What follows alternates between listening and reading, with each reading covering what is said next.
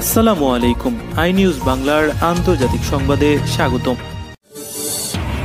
উত্তর কোরিয়া রাশিয়ায় 30,000 অতিরিক্ত সেনা পাঠানোর পরিকল্পনা করছে বলে একটি প্রতিবেদন দাবি করা হলেও ইউক্রেনের সামরিক গোয়েন্দা সংস্থা সেই দাবি নাকচ করেছে। এই মাসের শুরুতে সিএনএনের এক প্রতিবেদনে বলা হয়, ইউক্রেনীয় গোয়েন্দা ও পশ্চিমা নিরাপত্তা সূত্রের বরাত দিয়ে দাবি করা হয় যে পিয়ংইয়ং আগামী কয়েক মাসের মস্কোর ইউক্রেনের যুদ্ধের জন্য 30,000 সেনা পাঠাবে। তবে ইউক্রেনের প্রতিরক্ষা মন্ত্রণালয় main directorate of intelligence Japan টাইমসকে এক ইমেইলে জানিয়েছে, আমাদের কাছে রাশিয়ার ভূখণ্ডে উত্তর কোরিয়া 30,000 সেনা পাঠানোর কোনো তথ্য নেই। তবে ইউক্রেনীয় গোয়েন্দা সংস্থা জানায়, এই ইউনিটগুলো ধাপে ধাপে 1500 থেকে 3000 জন করে জুলাই আগস্টে রাশিয়ায় পাঠানোর পরিকল্পনা নেওয়া হয়েছে। সংস্থাটি জানিয়েছে, প্রথমবারের মতো এই মোতায়েনের বিস্তারিত তথ্য প্রকাশ করা হলো।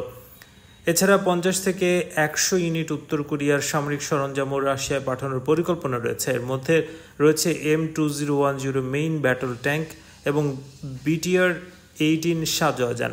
এর আগে উত্তর কোরিয়া নেতা কিম জং উন রাশিয়ার পররাষ্ট্রমন্ত্রী সের্গেই ল্যাভরভকে জানিয়েছেন, পিয়ংইয়ং মস্কোর ইউক্রেন সংকট সমাধানের প্রচেষ্টায় সর্বাত্মক সমর্থন দিতে প্রস্তুত।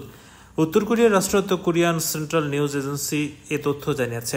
ল্যাভরভ তার 3 দিনের উত্তর কোরিয়া সফর শেষে বলেন, মস্কো আন্তর্জাতিক ক্ষেত্রে উভয় দেশের মধ্যে কৌশলগত এবং সামরিক সহযোগিতা আরও জোরদার করার লক্ষ্য নিয়েছে।